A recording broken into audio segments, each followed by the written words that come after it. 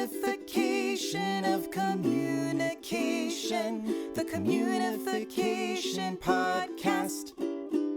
Hi, Anu and Kimié. Welcome to the show. Hi, Malika. What's up? Oh my gosh, I thought the three of us, would be a riveting conversation, mainly because you two are best friends, but you have been since your formative years. Oh, yeah. And that's the time period that Dr. Farduli was talking about in terms of body image and its impacts on our well-being. But not just that, we are a part of this generation in our 30s and 40s where we didn't have social media, but then we did. So comparing and contrasting those experiences, I think, will be super interesting as well. And generally, at this point in the podcast, I would lay the foundation and review some of what Dr. Farduli taught us in episode 7 before we dive in. But I think today we're going to put that on hold just for a little while. We're going to jump into our time machines instead and remember a time before social media. So what was our body image like? What did we think of ourselves? And how did that impact us? So I'll have Kimié, why don't you go first, and then we'll have Anu. Okay, so I'm going to dive right into high school. All of my friends were taller than me, like much taller, and we had to wear flats. So I already felt like a little shorty, but it was kind of part of my personality. So it wasn't necessarily a bad thing, but it was definitely like a highlighted thing, right? When I thought of my body image, I was like, okay, Lil Kim, you know? So that was one thing. I was like just waiting for my legs to keep growing. That never happened. What else do I remember? Back before social media, we were in high school and we were boarders. So it was definitely just comparing ourselves to others at school and what we saw on TV, really, like MTV and all of that, music videos. I would definitely say I did not love myself or think I was like the bomb. Aw. Yeah. I mean, I relate exactly what you're going to say. MTV, that was like our holy grail. For us, especially in high school, in the dorms, after school, we'd rush back from school to watch TRL, you know, and watch the Britney Spears "I'm a Slave for You" with her perfect abs dancing around. Totally. And then all the boys that loved girls like that, you know, and then I was a subscriber big time to like Cosmo magazine. So I used to like look at all the articles and it was very much sexual, like very sexualized. And I wasn't a sexual thing in high school. I was pretty much a late bloomer. I didn't have really like a boyfriend that I did anything with. I was a virgin in high school, okay? I'll just say it. And so I didn't know anything about sex stuff. And that definitely kind of threw me for a loop when I'm like looking and saying, is this how I'm supposed to be? Is this how I'm supposed to look? Is this how I'm supposed to act? I'm supposed to be this like prowess? So yeah, it was, even though there was no social media, we had our ways of feeling certain types of ways about ourselves, comparing ourselves. Did you ever compare yourselves to each other, or what did you think of each other? Well, like Kimié said, she was like her and I were super like best of friends. We were like inseparable, and I'm super tall and Kimié is super short. So maybe if to acknowledge like the shortness, like we never really compared. Our body types were completely different. Yes. So it never was like we couldn't share each other's clothes or anything. It was separate. But I remember one thing was that I always looked at Anu like, oh, she's so beautiful. And I was the little Kim. My brother was a senior when I was a freshman. So like I was always looked as like the little sister and the little person. And I remember Anuhea was dating one of my brother's friends when we were freshmen, senior. And I was like, oh, how lucky. Like she gets to, you know, she's beautiful. And she's this person that these guys want to be with. Whereas I'm just a little sis. You never felt like a grown up, like enough or something like that? You always felt like a little... hell no. I felt like, I just felt like I definitely didn't come into my own until after high school. And owning my beauty and my worthiness and all of that. It was definitely after high school. It was very awkward in high school.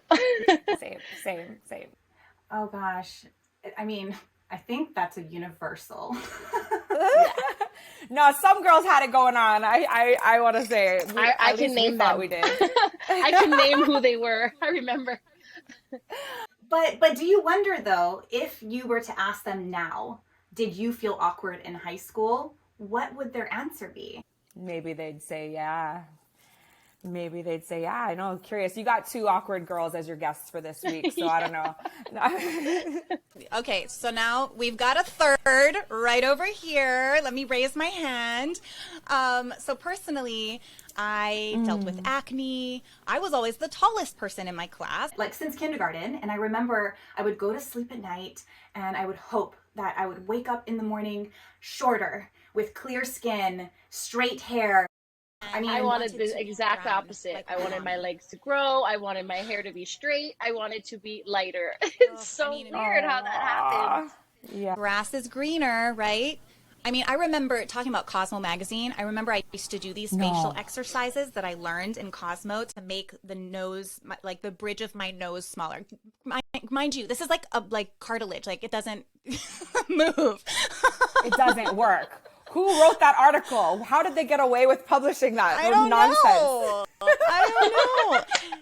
And I think one thing for me that even up until recently I haven't embraced is my curls. I know I told you guys I was going to have my tita bun. So if you guys are watching on YouTube, then you can see what my hair looks like. But I brought it down because it hasn't been until recently that I've actually embraced my natural hair color, my natural texture. You know, my first year running for Miss Hawaii, I remember I was all about, you got to be okay with who I am. So I'm going to just rock the curly hair and I'll take it or leave it. But then I didn't win.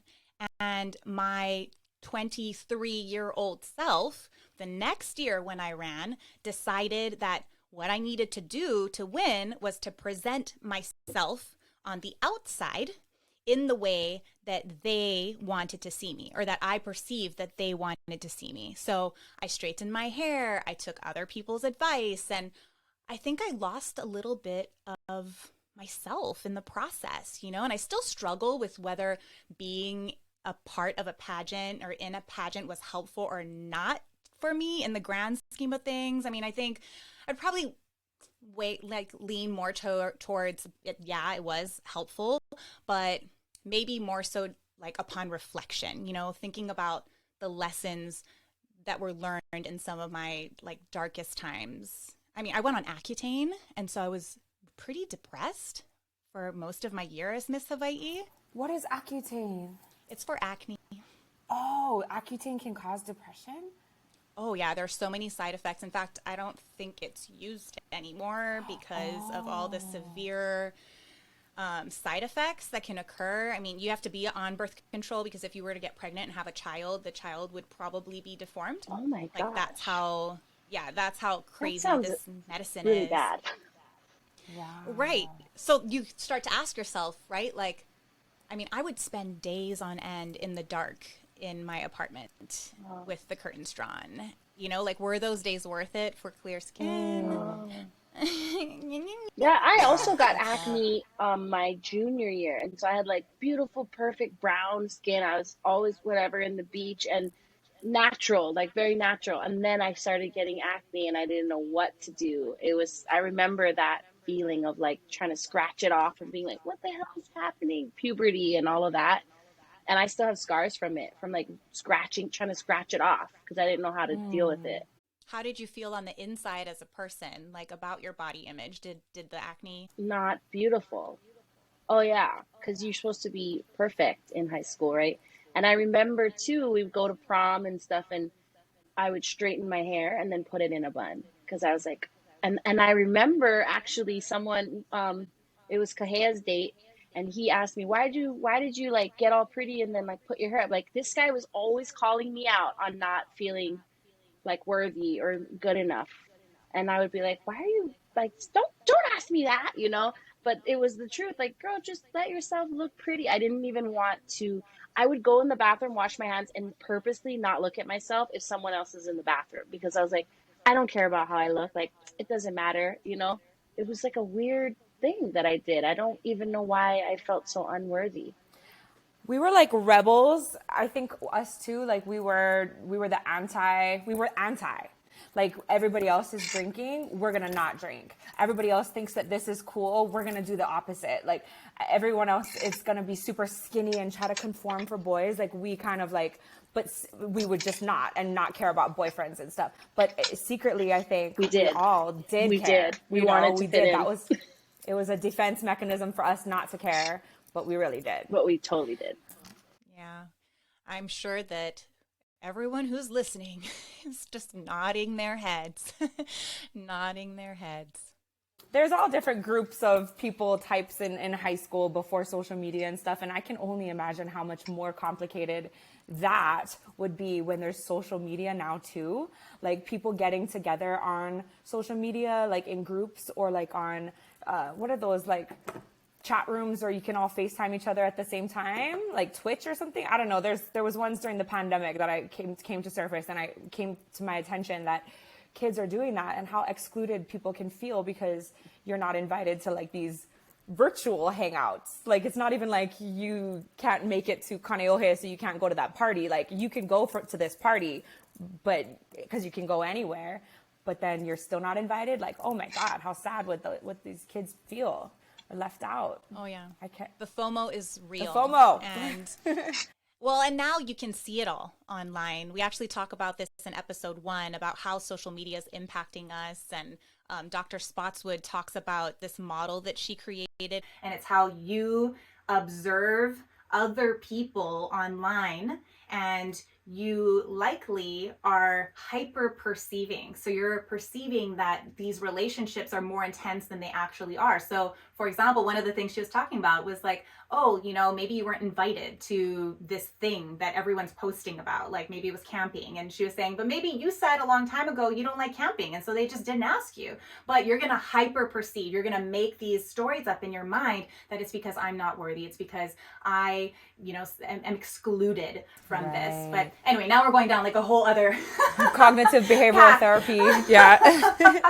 Okay, so clearly we've dealt with body image issues ourselves prior to the invention of social media, and it was already hard, right? So now I'm going to lay the foundation for the rest of our discussion. So in episode 8, body image expert Dr. Jasmine Farduli, she spoke about beauty ideals and how they are socially constructed. What is beautiful changes. It changes over time. It's trendy. She referenced that flat butts used to be in and now big butts are in, for example.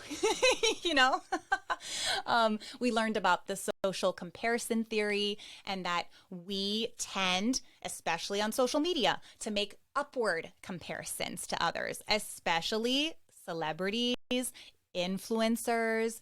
We also talked about the psychological impacts and negative outcomes that can result from our poor body image.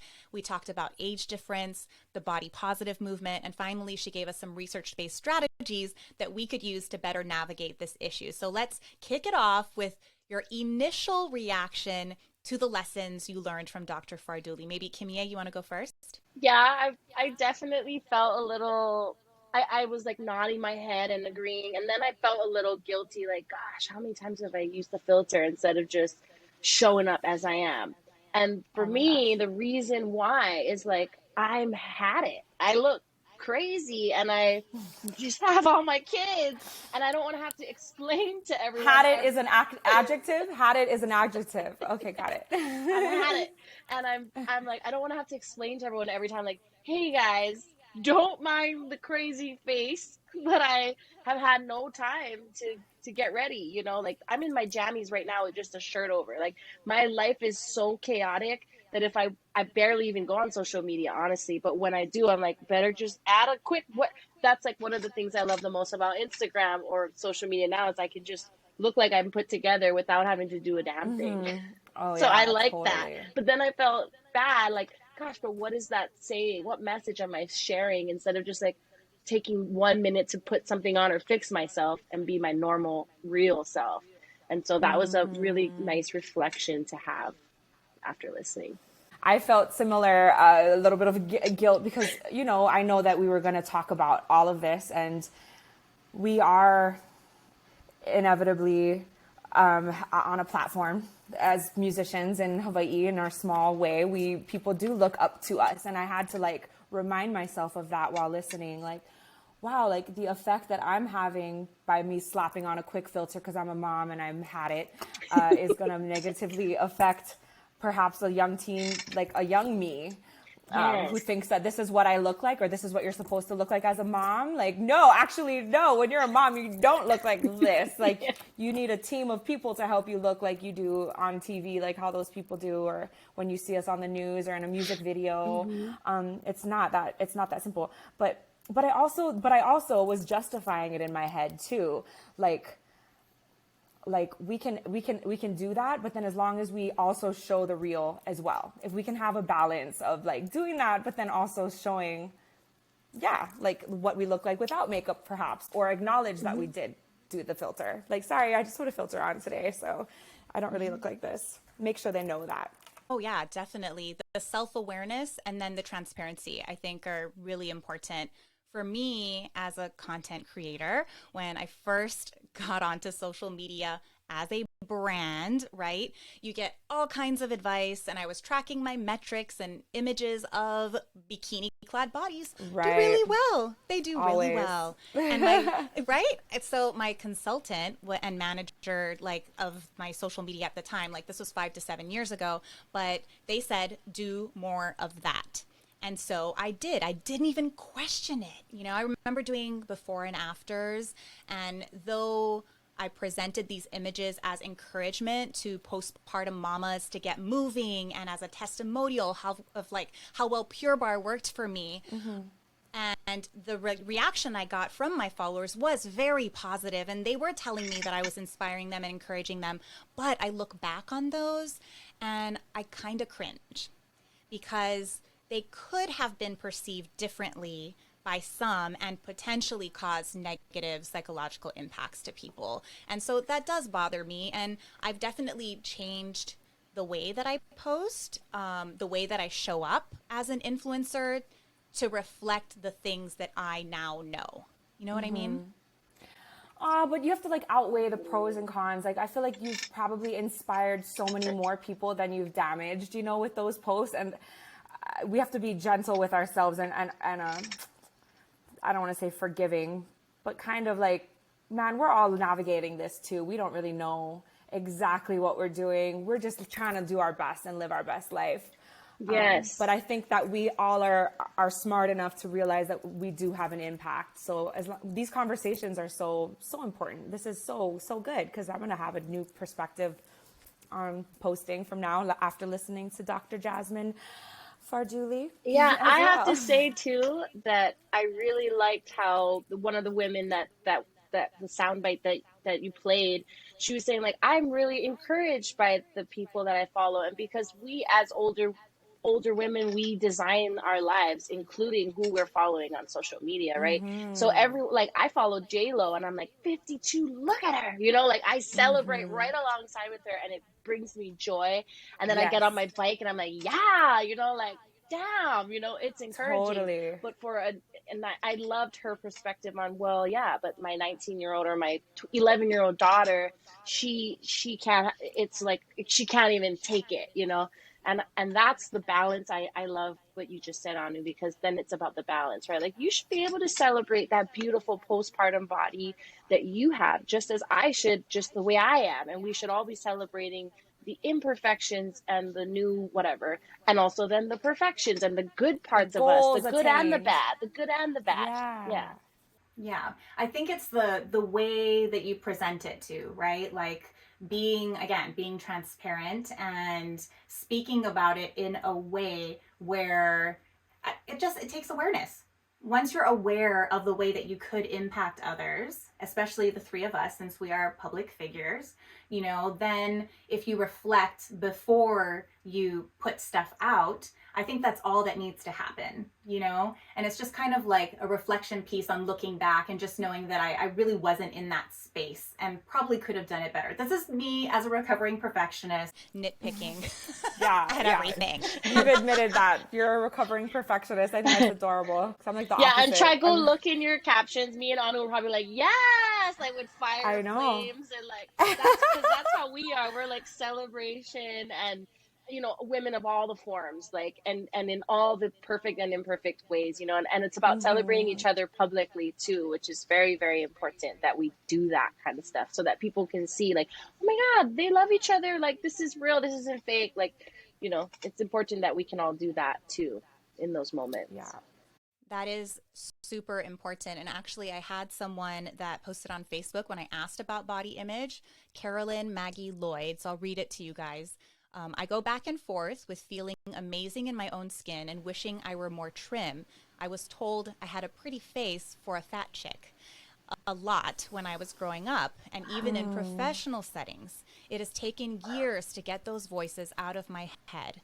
People are so mean, and some women love taking other women down a peg or two, their words, by commenting on weight, which is such a shame. It's not a competition. I think most of us want other women to win too. A woman feeling gorgeous and feeling herself doesn't take away from how you should feel about yourself. I love this movement of everybody saying, I love my body, so shut up about it.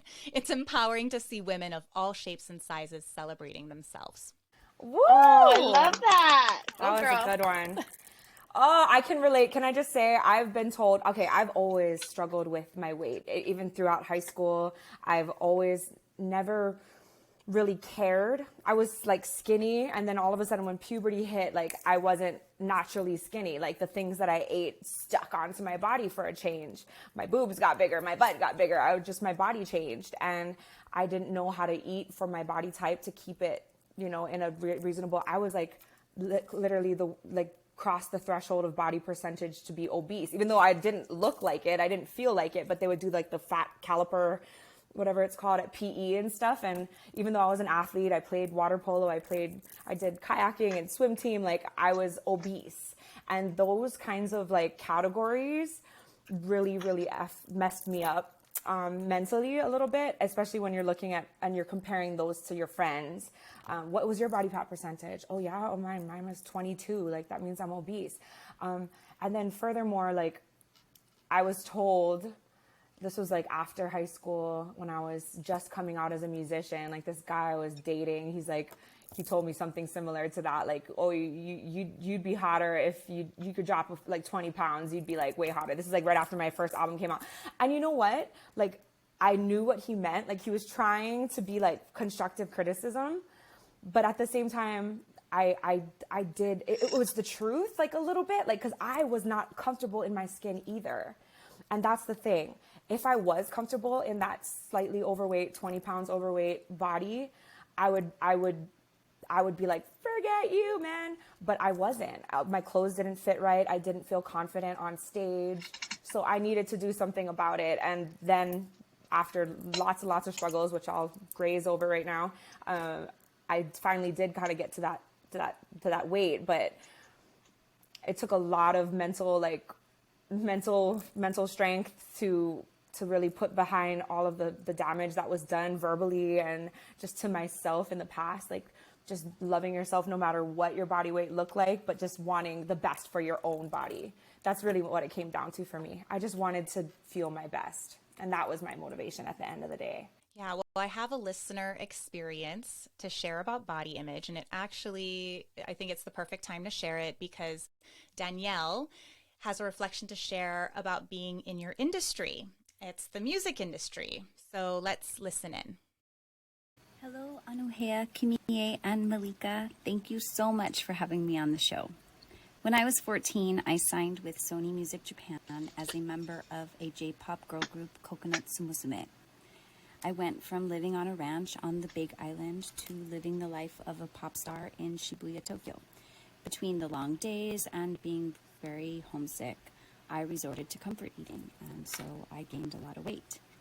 I would often get told that I had to lose weight by our management team when we would show up to a TV show or our music videos and even our concert tours. The clothes that they brought in for me never fit. Like never, ever, ever. They were always too small, and I would literally have to squeeze into them. And often the pants or skirt would be very difficult to zip, and sometimes it wouldn't zip at all.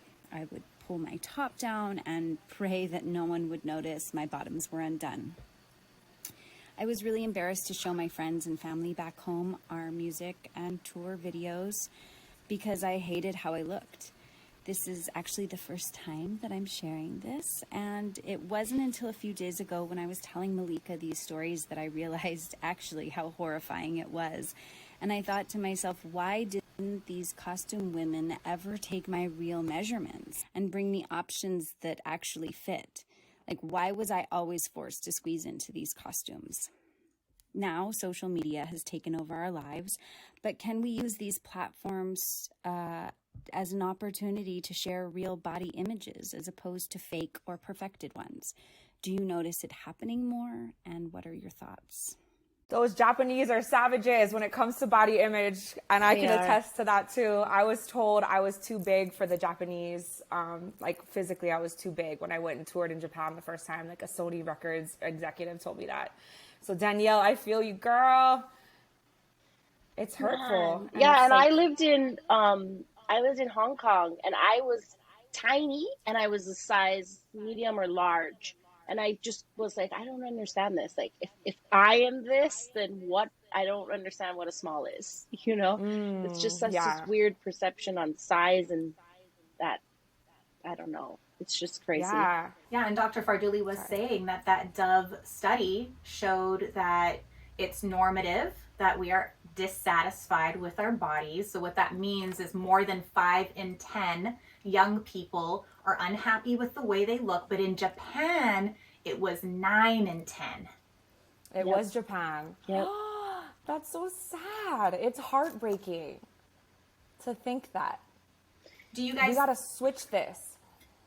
Right. And so going with her question, do you think you see it more now? Do you see more body positive, more real bodies online? I have to say 100% yes. My sister is a plus size model now, and she got into that just this year, actually, or maybe in December of last year, but within the past year, she's getting hit up for bikini things, and Roxy, I mean, she's doing all kinds of body positive modeling and things, and people are measuring her so that they can make better fitting clothes for bigger girls, and they're using her body as like the image, you know, the modern day model image, and that is so exciting for me. She has 2 daughters who are also not skinny and little. They're bigger girls. They're Samoan, they're Hawaiian, they're like all the Polynesians, and you know, they're just bigger girls, beautiful girls, and it's just beautiful, and it's inspiring to see their mom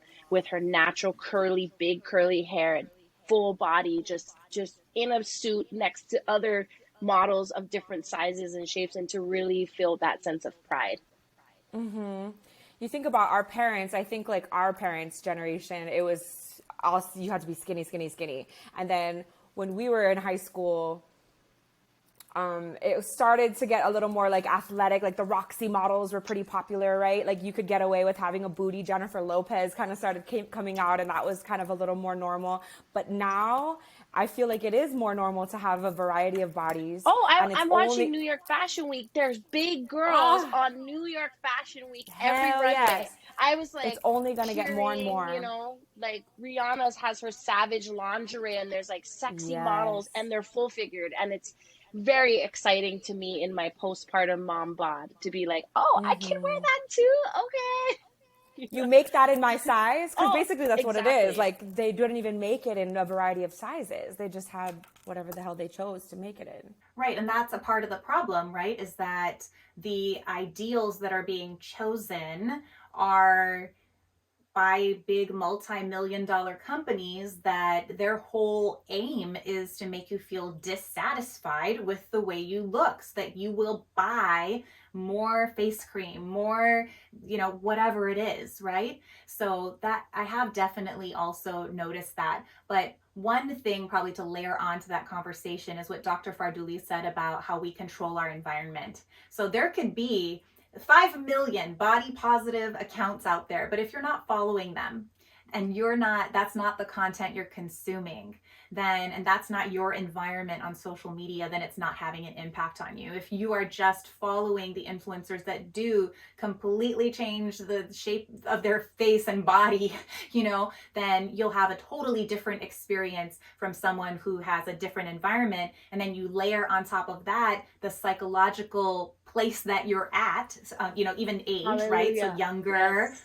right? Developmentally, or as we have been discussing, that now we feel so much better in our bodies, right? But But that's back when we actually were not younger, true for every woman of our age either. And so I think I was wrong to be like, we all curate our thing. That's not true. Like, we don't all do that. Sometimes we still I follow don't think people crazy. know how. Yeah, and I'm so sorry for doing that, but like I have become super intentional for myself about who I follow, and I unfollow people when I see something that I don't like, and I don't care if it offends them. I mean, they're all like celebrities and stuff, but I am super conscious of who I'm following because I understand that like you are who you hang around with, whether it's in real life or on social media, and Yeah. I really take that serious, you know. We need to spread that message more, I think. Follow the right people. And I honestly, I would just have to like chime in real quick. Like, that is a big goal of mine, to create a hub, like a website hub. And I have it already. It's called alohadhyself.com. And I want this hub to be like a one-stop shop for you to get like quick information on who to follow on Instagram to help with body positive stuff.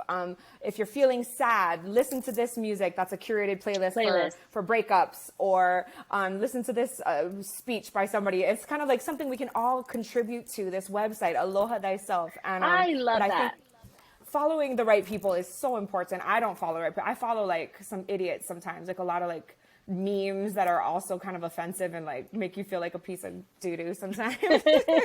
Yeah, exactly. But and then also sometimes you can follow those and not and take it like a grain of salt, like haha, like it is about perception.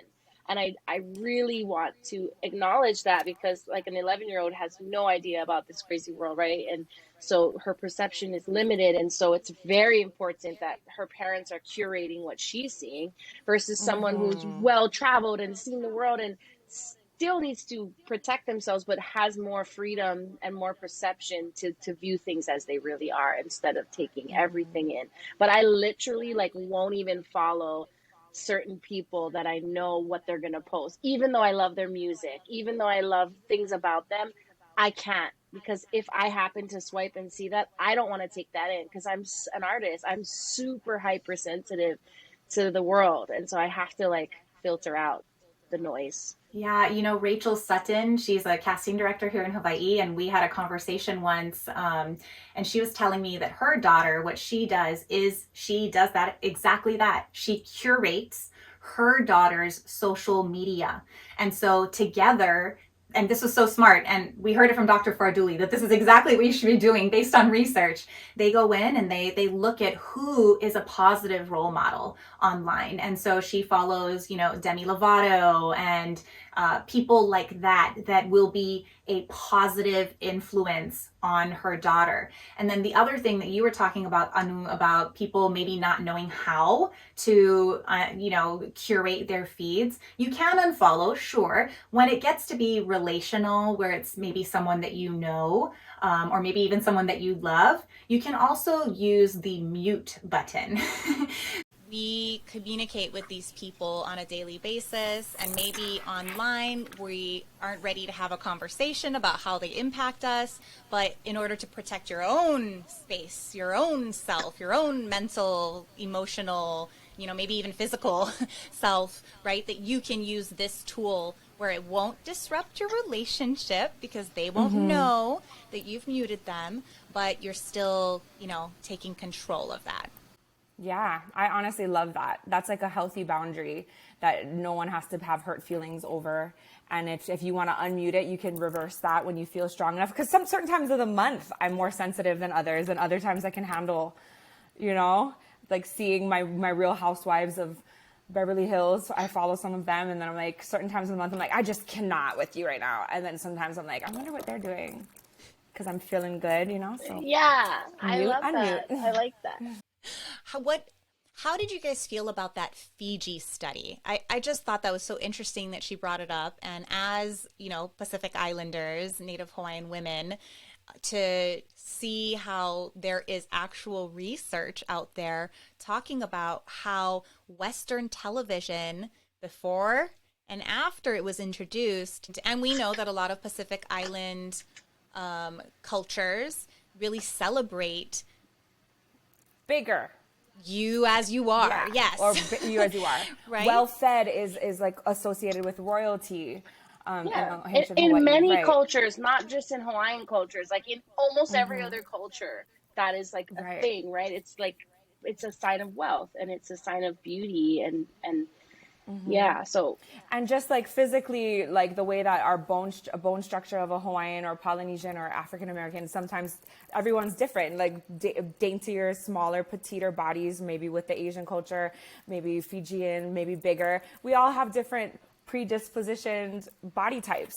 That's just part of what life is like. And so I can totally imagine people who are a certain culture or a certain ethnicity feeling like, what can I do? Because no matter what they do, they can starve themselves, but they still will never have this body type that they see on TV, just simply because that's not who they are.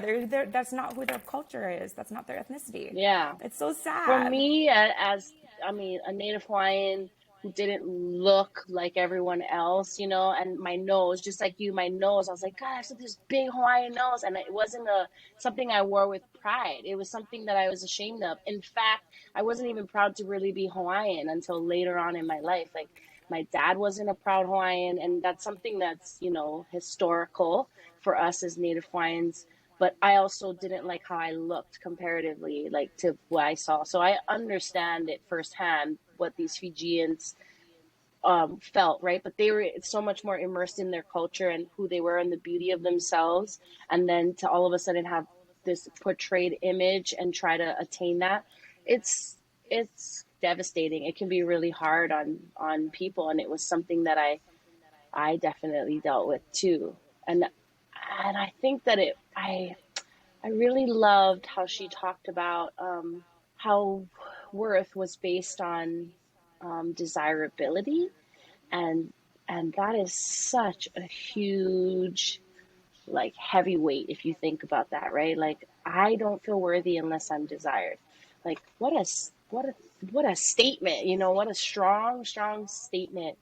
And then you can have friends who are like, you're so amazing just as you are, and like, wow, I see the beauty of you. Like me and Anu had just had this conversation where I'm like, you're literally like a crystal that's like sending rainbows around the room, and like how amazing to have that kind of conversation, but inside to know that at one point I didn't feel worthy enough, and I felt like, gosh, I don't want to be who I am. I want to be what they're showing me. I want to be someone else instead of just So really sad. owning that worthiness.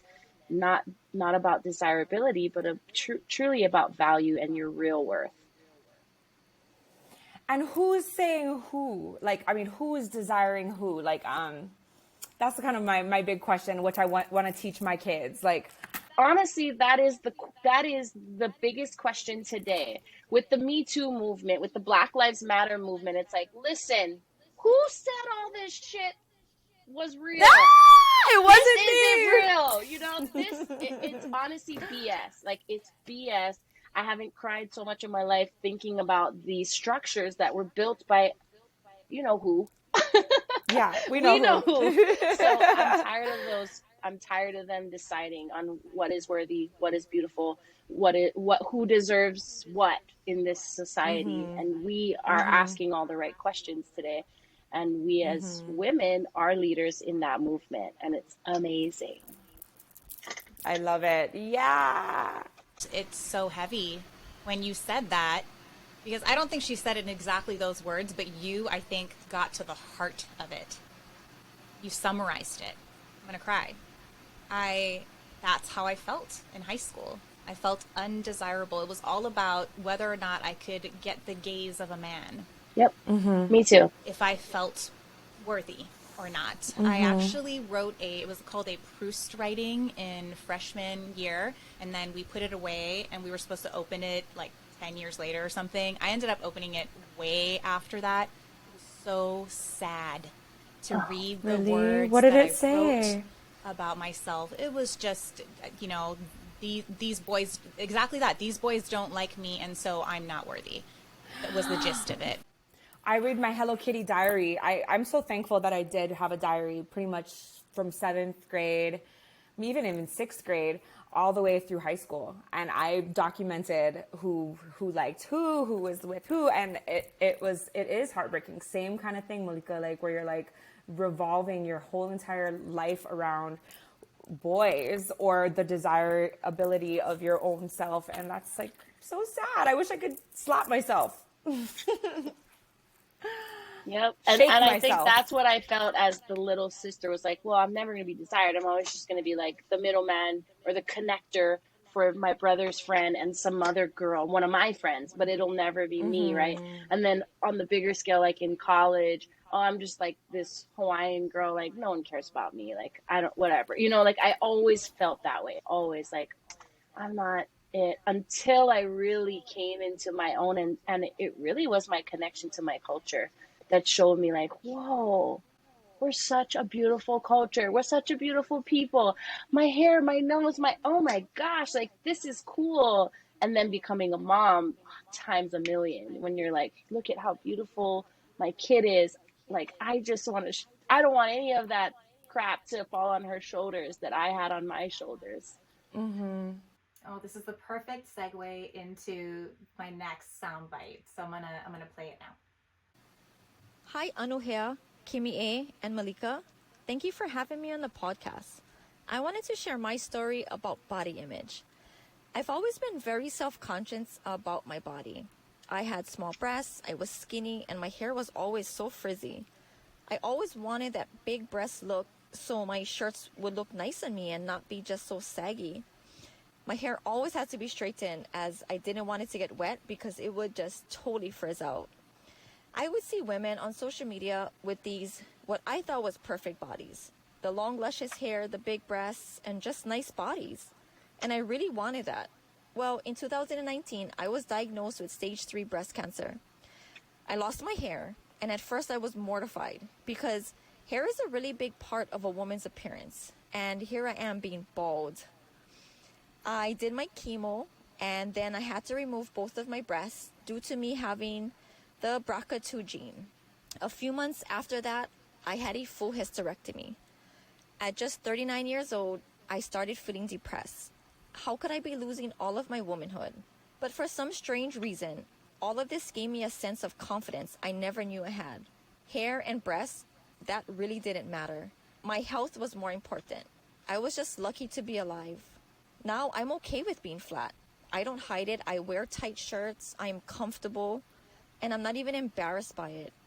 My hair, I don't even care if it gets wet because it's just hair. Social media to me portrays these women having these perfect bodies. To me, I feel I have a perfect body and I'm comfortable with it. But what is a perfect body? I love her. I actually cried when I first heard this. I cried just because it really puts it into perspective. Yeah, when you think like, gosh, what are you focusing on, right? Living, Right. your health, all the things to be grateful for, or like the things you desire the most, right? What is the perfect body? Such a good question. There is no such thing, first of all, as a perfect body, if you're asking me. I think that each person's individual goals for what they want their body to, this is a vessel for our souls, right? Like our body is just a monkey body in a deeper being. But I truly, this is something that I wanted to get into, so I'm happy we're kind of segueing about the breasts and that kind of stuff. Like, I've changed my body. Like, this is not my real hair. I've gotten a boob lift after I got after I breastfed my children. I've gotten my boobs done and lifted and augmented, and I get Botox and those kinds of things. But I still feel the same way that I've been feeling this whole time, as far as like, we should love ourselves for who we are. And, you know, little kids, you know, love your bodies, love yourself, you know, shake my old high school self for caring so much about what people thought. Like, I still feel those ways. I can feel both ways because I believe that we have one vessel to carry our souls around, and we got to be happy with it. And as long as we're in the right headspace as we're making these changes, I don't think there's anything wrong. So as homegirl, I forget her name, is talking about something, the most basic oh my gosh, the most basic thing, your health. Like, she could have died from breast cancer, but she didn't need to get boobs again. She lost her breasts. She doesn't need to get them again. She felt perfect in her own body. She had the perfect body. Then God bless her. That's her perfect body. You know what I mean? And it might be different from what I think my perfect body is. I think I'm close to feeling my perfect body because I'm almost to my ultimate confidence in my life right now. I look the way that I want to look, almost there. And I'm not rail skinny, you know, like everybody has a different perspective of what that is. But I think that to each their own. Yeah, I think for me, it was about seasons. Like when I listened to her, it was like, gosh, this just reminds me of seasons because I have been like super fit, on the top of my game, all of those things, super healthy. And then I went bam and had 3 kids back to back. And I literally watched my body transform 3 times in a row. And every time it was like, whoa, and it was different. And honestly, like, what is a perfect body? Like, it is, it, I don't know how to explain it, but it's about the seasons, right? And it is, like Audrey said, it's about the head space and then it's about the heart space. Like, I think it's like connecting those two pieces together and just feeling alignment and feeling like, my body's carrying me where I am today. It just carried 3 babies out of my body. Like, whoa, that's so crazy. So this body I have right now is perfect because of the season that I'm in. Yes, I want the 52 J-Lo body. Yes, that's the next season. So I think it's about not just looking at only one point in your life, but looking at your life as seasonal, just as your body is the vessel, right? Let's say you're on a canoe, there's going to be flat surfaces, there's going to be crazy waves, tidal waves. And so we need we need our body to change to what our environment is and to where our heart and our head space is at. And I think that's why I cried, was because at the heart of the matter, it's like you're alive and you're still able to do the things you want to do, and your body's here to carry you there, whatever it looks like. That to me is the perfect body. I guess layering on the health element, right? That having a healthy body for whatever that is and whatever season you're in. Personally, I'm skinny and that's my body image thing, that people used to call me anorexic. I wasn't anorexic, I was just skinny, but no matter what weight I'm at, I have my bones stick out over here. And so I like to wear tops that cover my bones. And I don't think I feel fine in my body, and I feel, like I don't need to change it or anything, but that helps me, for Anu, it's the boob lift. For me, Yeah. it's the high neck, shirts. And then I feel like then I'm a little more free in myself, because then I take, it's the awareness, right? The head and heart, but it's the awareness of going, okay, well, that thing does actually kind of bother me. Maybe I still need to work a little bit more on the inside, at being okay. But by doing that, it actually helps me to get there and to be not self-conscious and just be myself in whatever space it is. And then again, it's the people you surround yourself with. Mm-hmm. If the people you're around don't care and they truly, like, you belong, with that group, because it's the love, like, that you guys have for each other, and the, calling her Crystal and all of that, like, that's what we all need and want. We all need and want an environment where we are a crystal to each and every person that's around us, and that we feel like that about other people. Because it doesn't even matter what the vessel looks like. Just be healthy, like, I think we do want health for each other. Health. So, I mean, that's a perfect body. But that's where a healthy body in the season you're in. Yeah. Right? Yeah. Like, that's the fine line. Yes. I think when we start to get into health, that sometimes people think they're being constructively criticizing, and maybe from their perspective they are. And then again, like you were, Anu, reflecting on when your ex-boyfriend had told you, what he said to you, and that you felt like, oh, there was truth in that. And so it's so complicated and nuanced. And so the perfect body is whatever you think it is, and go girl. Like, thank you for inspiring us with your story. Oh, I love it. Yes. Yeah. I remember Anu telling me too, like, when you look good, you feel good. And like that really stuck with me when you said that, Anu. And I know it's like a common phrase, but hearing it from you, because we do have to present ourselves on stage, and we do have to carry this body is carrying us around all over the place. And so, yes, if I can double Spanx, I will. Like all the things, like we have to do the things that make us feel good. So when we do look good and show up at our best, we feel good. We're able to shine the light even brighter than if we didn't feel good, then the light's a little bit more dim. And for me, it's been hard because I've had to kind of, my body just changed so much in the past 3 years. It was so traumatic, honestly, to my body. My doctor's like, what the hell are you doing? This is crazy. You're not supposed to do this. That wasn't planned, but it happened. And now I'm just trying to figure out how to get back to a healthier life now postpartum, right? So I'm still dealing with like hair falling out, and then this like the extra baggage, the extra weight, and even my pico is bigger. And I'm like, what do I do with this thing? Like everything is just And if different. you're not used to like dressing for a certain body type, you have to like relearn all of I that had now, to, huh? and I was like holding on to all my prenatal, like before I got pregnant clothes.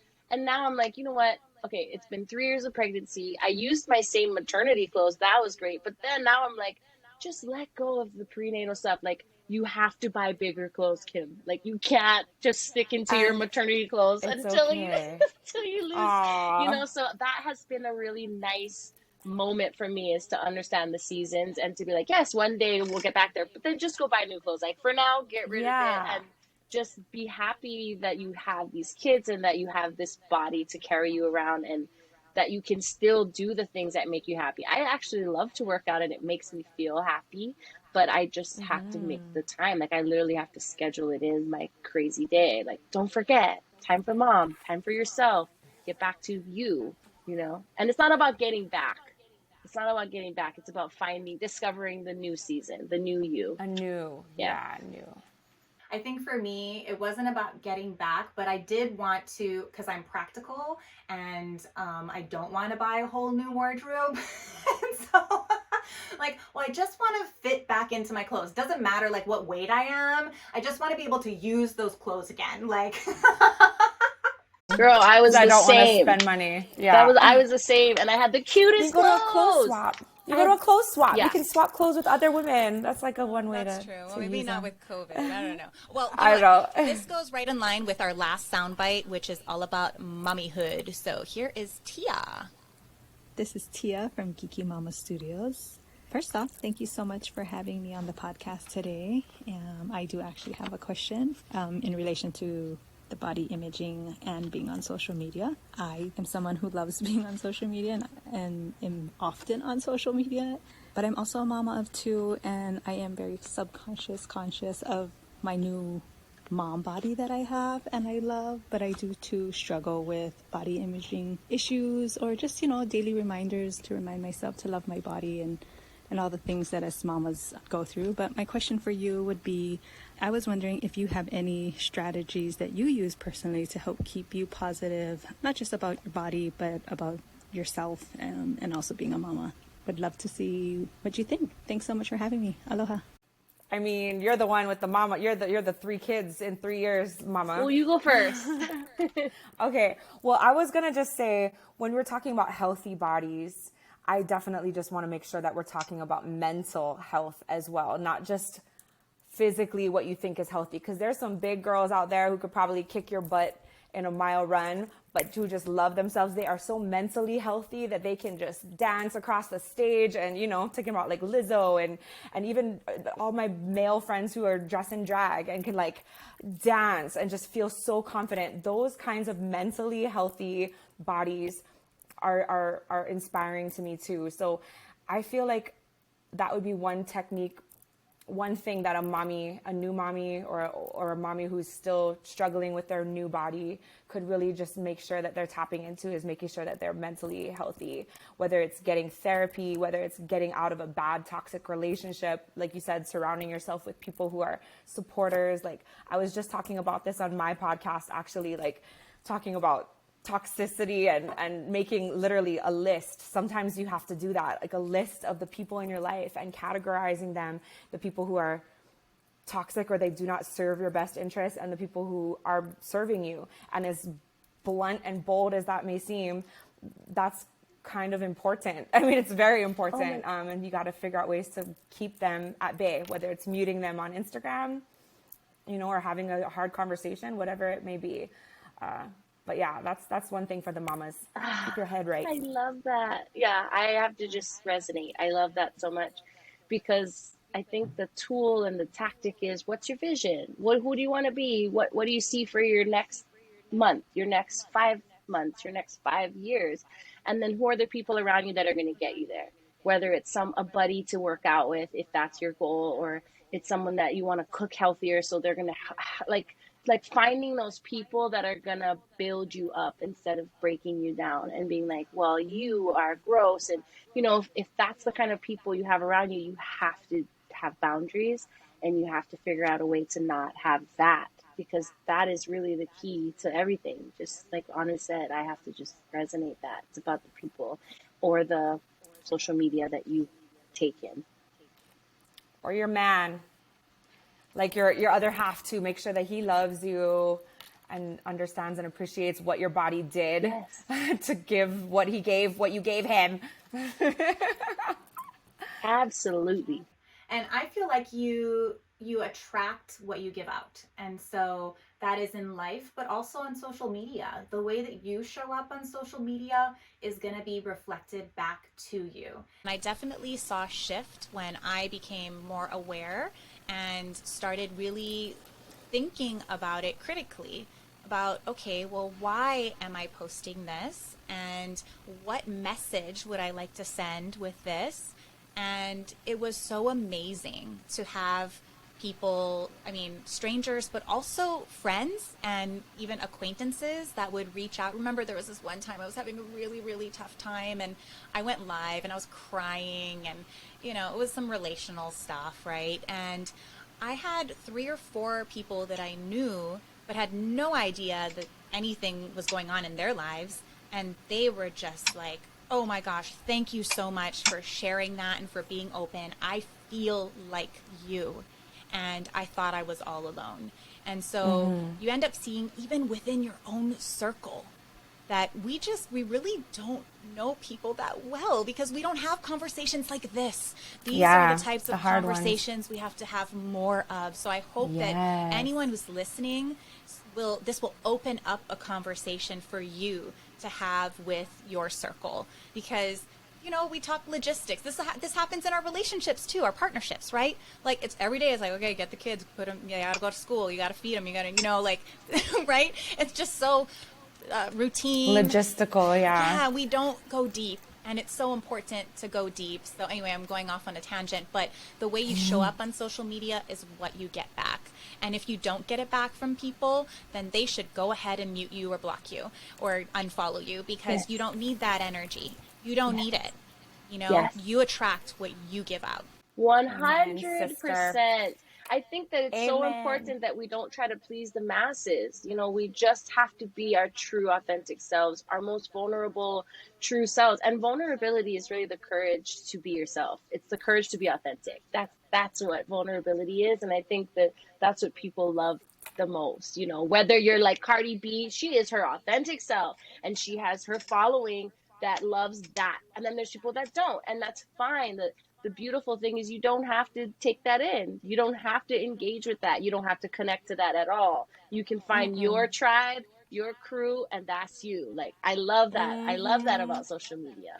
And stop hating on each other, girls. I don't like that either. We got to figure out a way to make girls stop trying to compare and drop down coupled pegs, as was said, right? Like, why do we do that? Well, I think we can just be an example, right? I think, Anu, you and I and Malika, like, all 3 of us get to be a great example of what to do instead. Well, and what's interesting too, and Dr. Spotswood talked about this in episode 1, and I loved this perspective shift because I struggle with, because I am so conscious about, how I present myself because I want to be authentic and vulnerable. And so I start to get into this like meta, um, analysis of, wait, but am I still authentic? Because now I'm trying so hard to be authentic. And she was saying, but think of it this way. When you are your work self or your brand self or your mommy self or your whatever, all the different roles you have, you are your authentic self in that role. Yes. And so you don't have to be so... thinking too much, overthink it, right? Don't overthink it or be so judgmental on yourself. I have to say that's so Anu though on social media. I love Anuhea on social media because she's all over the spectrum. And I'm like, What do you mean? I never know what I'm gonna get in the morning. I'm like, wonder what Anu posted today. Because it's, you're talking about my posts? yes, Okay. it's just so dang authentic that you're not even looking at metadata and metrics, and that happens to be why so many people resonate with you and love you, and that's why I love you. Is just like it's not calculated. It just is, and that's the place that we want to be. Not to say that I don't love data, because data rules. Malika, this. Swear to girl, data rules, and you can use it to analyze like what's working. Do more of it. You know what I mean? Like that's basically what you can take away from that. So more do less of this. shots. Do more of this. So the other thing is that when the person that wants to always post bikini shots that are filtered does that, that is actually a representation of their authentic self. Like that might be who they actually want to be and present. And we can also give them grace for the stage that they're in life. And, it's okay. Yeah. That's their season. Yeah. Yeah. I feel that too. I feel that compassion for people. You can't hate on them no matter what they're doing, even if they are manipulating their body and hurting people in the process. That's not their responsibility necessarily to think about every single person in the world. Maybe it's ours because we are public figures, and we think that way, but it's not necessarily every public figure's truth. Well, and to have that self-awareness of just being able to recognize that and go, okay, that's not for me, and this is how I'm going to present myself, but I don't need to hate on someone who's doing it this way. And actually that leads me to my last topic of the evening, which is that one of my biggest takeaways was when Dr. Farduli talked about when we manipulate our own image.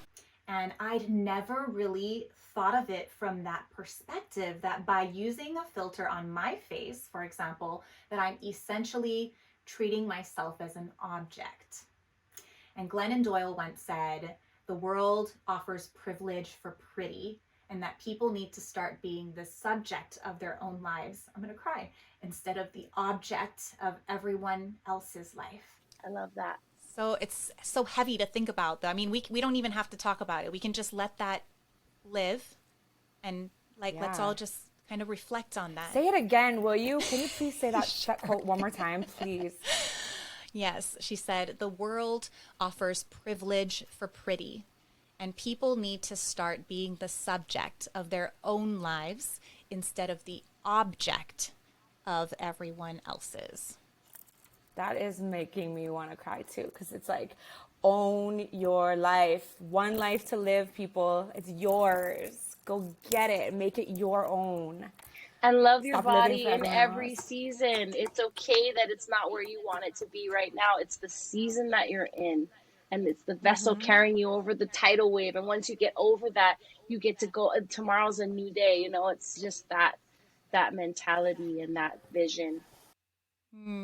Oh my gosh. Well, to button up our time here, the research-based strategies that were shared by Dr. Farduli were to construct a body-positive environment for yourself on social media with regard to what you consume and what you create, to unfollow or mute accounts that portray unhealthy beauty ideals or trigger you in some way, to think critically about why someone is posting that. Who benefits? Is it sold? Is it an ad? to detox from social media is a good strategy if you need that. When it comes to our children, we can be good role models and teach them these strategies like the ones we just outlined. We can have open conversations with them, and we should keep our eyes open for any signs that our children are having issues with their body image. So increased anxiety or the way they talk about their bodies, things like that. And I know the three of us all have children that are quite young still and not yet on social media, but as mamas of children that are growing up in this world, that is something that we're going to have to think about sooner rather than later. Boys and girls too, so let's just be ready for it. Wow. I think the research she was quoting was that young girls tend to, it's more often a problem for young girls, but if boys or other genders are doing the comparing on social media, the impacts are the same. So that's just really important. So I think, distinguish that. Anything you guys want to share? Any last words that might be important to this discussion? Or I think for boys, when we think about body image and things like that, because we're females, right? So we've been just talking about it from the female perspective. But I think for boys, it comes to strength. It comes down to strength and like, well, what can you do, right? It's very like physical attributes, things that show that you're strong enough, you're capable enough. And so that's really like, I don't even know what that means, or I that's like a whole nother side of the spectrum, right? That we didn't really discuss, but that matters too. And I liked that she brought that up. If guys use filters and other guys see it, then they're like, oh, or, if guys are watching guys doing guy things, like it's the same, it has the same impact as females. And it's important to acknowledge that.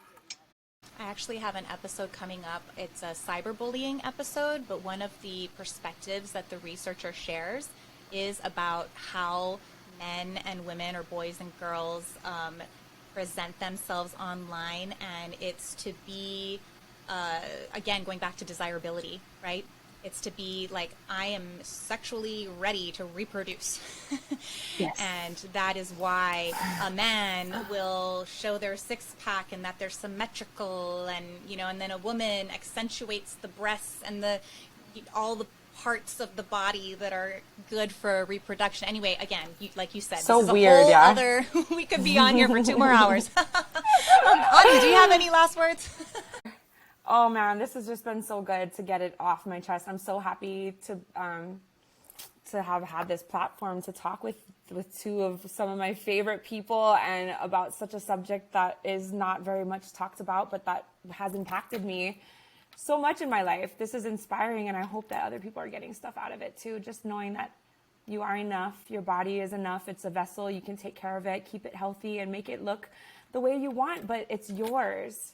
You got to just love it and nurture it and take care of it. And find the people who love it just as it is too, that love you just as you are, and surround yourself with that environment.